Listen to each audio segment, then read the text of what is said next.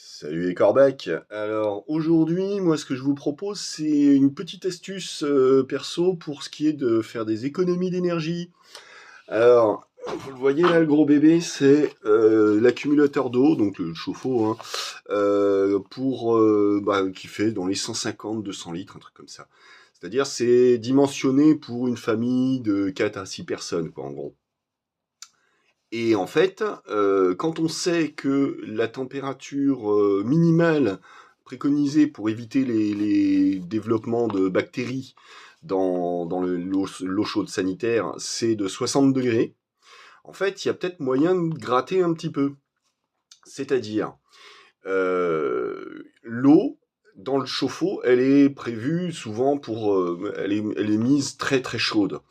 Elle est réglée pour le chauffe-eau est réglé pour de l'eau très chaude. C'est-à-dire que ça permet d'avoir plus d'eau très chaude à diluer, enfin pas plus, mais de l'eau plus chaude à diluer avec de l'eau froide. Et du coup, quand on est moins nombreux comme nous à la maison, on n'est que deux, pour un aussi grand volume d'eau très chaude, bah, c'est carrément du gaspillage. Donc, pour économiser, il suffit de baisser la température. Pour baisser la température, c'est très simple, je vous montre. Alors attention, les fils qu'on voit, ils sont sous tension, mais il y a ce petit bouton jaune qui a 5 positions. Moi, je l'ai mis sur 2 parce que ça nous suffit. Et ça fait que le soir, vu que l'eau elle chauffe que la nuit pendant les heures creuses, donc c'est le soir qu'il faut prendre la température, faut voir, enfin, le matin et le soir pour bien faire, faut prendre la température de l'eau chaude directement en sortie, voir à combien elle est. Si le soir elle est encore à 60 degrés, c'est royal, il n'y a pas besoin de plus chaud, quoi.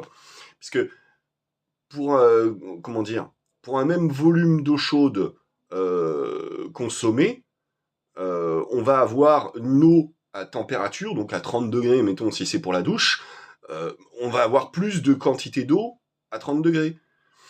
Si l'eau est plus chaude que si l'eau est moins chaude. Donc c'est là où voilà, c'est à vous de savoir, de jauger combien il vous faut d'eau. Donc vous pouvez faire vos essais, vous verrez bien par vous-même, mais moi je recommande quand même faire attention à garder une eau qui le soir reste quand même au-delà de 60 degrés, histoire d'éviter les développements de bactéries. Voilà. Bah, j'espère que que j'ai été assez clair. S'il y a besoin de plus, vous m'en reparlez, et puis j'essaierai de réexpliquer tout ça un petit peu mieux, parce que j'ai galéré à l'enregistrer celle-là, hein, pour essayer d'être clair dans mes explications, c'était pas facile. Allez, ciao.